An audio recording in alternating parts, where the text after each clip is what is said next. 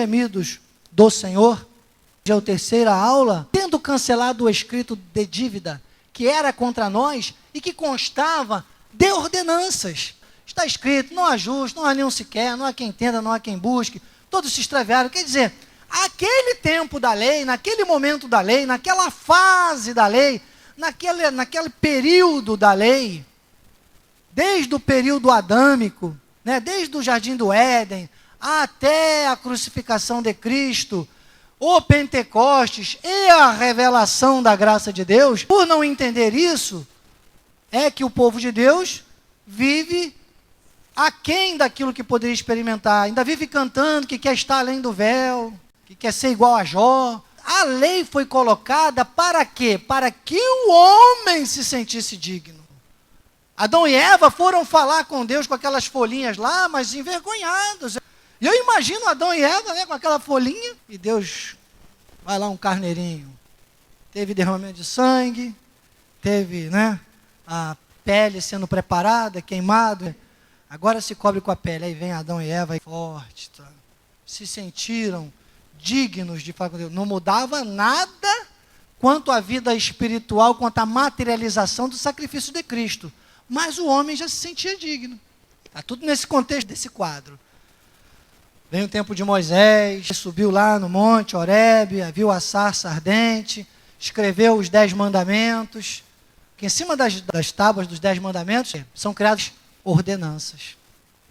A lei, sabendo que não foi mediante coisas corruptíveis, resgatados do vosso fútil procedimento que vossos pais vos legaram, mas pelo precioso sangue, como de cordeiro, sem defeito, sem mácula, o sangue de Cristo. Conhecido com efeito quando? Antes da fundação do mundo. Porém, o quê? Lembra que eu falei? Uma coisa é o quê? O mundo espiritual, outra coisa é a manifestação. Nós estamos neste mundo para manifestar a obra de Deus construída no mundo espiritual. Desde quando? Desde antes da fundação do mundo. Então, conhecido antes da fundação do mundo, porém, manifestado no fim dos tempos. Por causa de quê? Por amor de vós. Eles, pois, o venceram por causa do sangue do Cordeiro, por causa da palavra do testemunho que deram, e mesmo em face da morte, não amaram a própria vida. Foi o sangue de Jesus que viabilizou no Gólgota a nossa remissão. Galatas 3,13, que Cristo nos resgatou da maldição, fazendo maldito em nosso lugar. Toda a morte de cruz era morte maldita. E Cristo não tinha nada. Pilatos não achou crime nenhum, irmão. Eles tentaram acusar Jesus para poder justificar uma crucificação. E não havia, humanamente falando, nenhuma justificativa para crucificar Jesus. Mas havia uma justificativa espiritual. As nossas dívidas. Os nossos pecados. A nossa condição de fazer sacrifícios que não agradavam a Deus para tentar nos aproximar. Então ele próprio se fez maldito, fez um sacrifício perfeito e agora sim há uma coisa harmoniosa.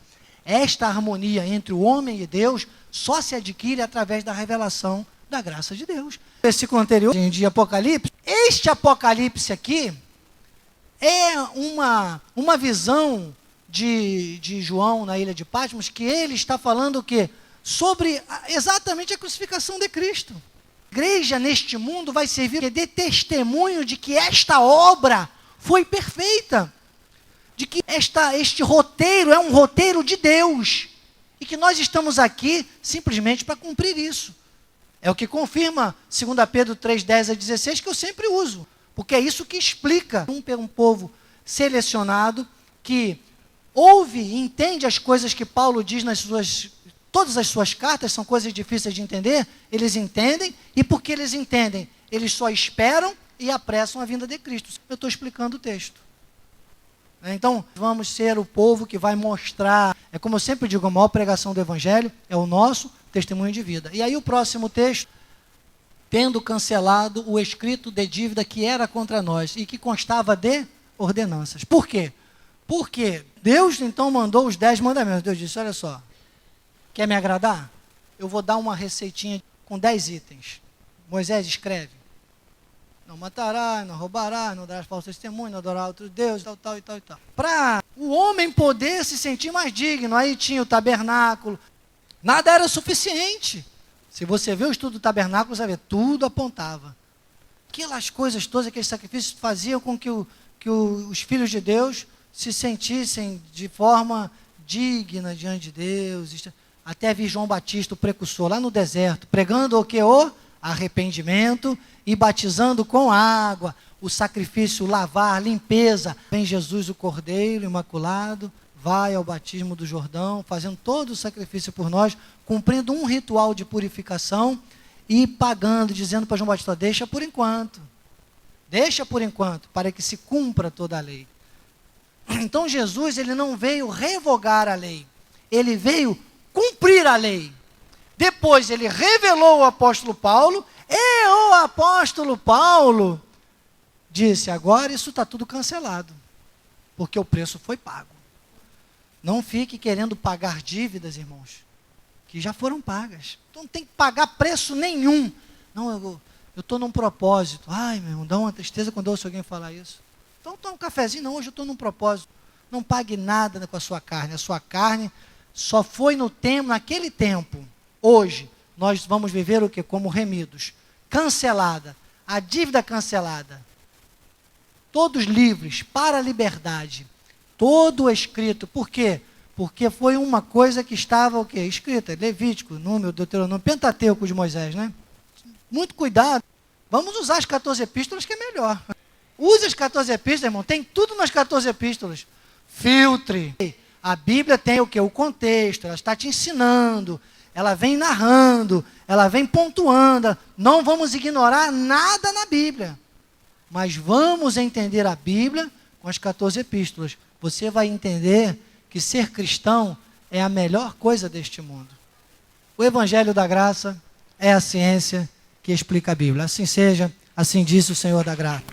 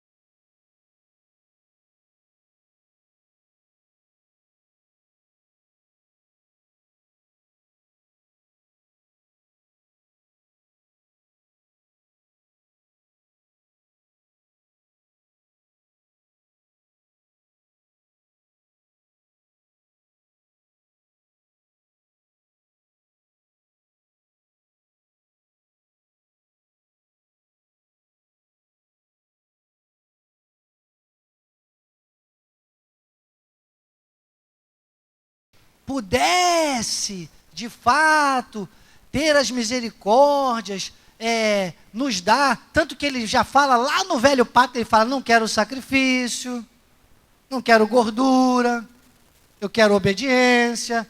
Deus já sinalizava, mas Deus não prova você para Ele. Ele prova Ele para você.